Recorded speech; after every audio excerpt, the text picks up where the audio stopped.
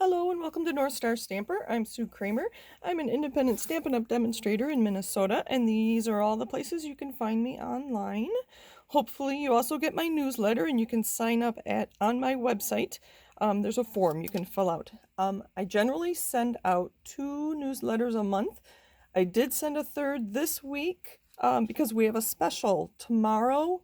If you're watching this shortly after it comes out, on June 24th, 2021, we are having free shipping on every order over $50. So if you've watched this in time, make sure you take advantage of that deal. That only happens a couple times a year.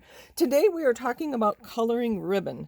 So let's talk about what we start with. This is our crinkle seam binding, and I have a piece cut here ready to be colored. Nothing wrong with white, but I do like to coordinate it to the rest of my project.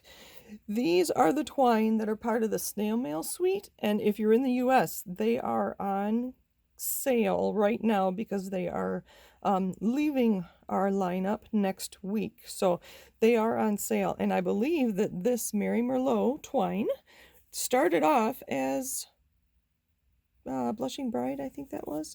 You can see I didn't get quite the coverage I wanted. I created this by using my ink pad, and there may have been a dollop of re-inker in there. So I used my ink pad and a sponge to color this. And it isn't the best, most thorough coloring job, but that's one way you can color it.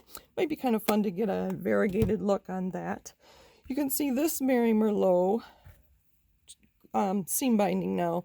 It's very saturated in color, but it's not quite as soft as it was when it was white. So that's something you give up when you color it.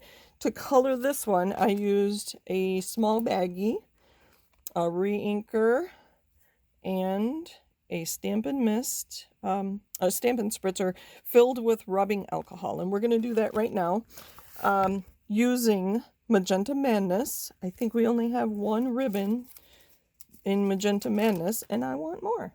So we're going to use our single crinkle seam binding. I need to slow down and speak properly. So we're going to put that into our little baggie. While we're at it, let's color some white twine. I love having white twine because you can color it any color. Having that pink, obviously you can color it anything pink. I don't know that I would use the pink to color something green or whatever. So we're going to put these both in the baggie. I'm going to spritz in some rubbing alcohol first. I think this just lets the color, and that was quite a bit.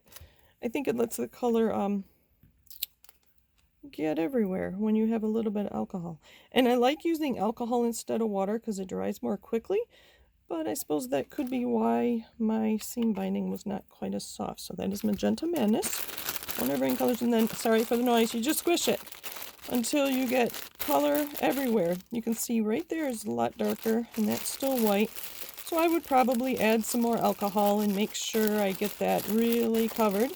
And then I have a box that I do some spritzing in that I will lay this out in and let it dry. I did this one earlier this afternoon, a couple hours ago. Like I said, the alcohol dries pretty quickly. So that's one way. If you have the re-inker and some alcohol, I suppose I could have just put a few drops of alcohol if you don't have our spritzers.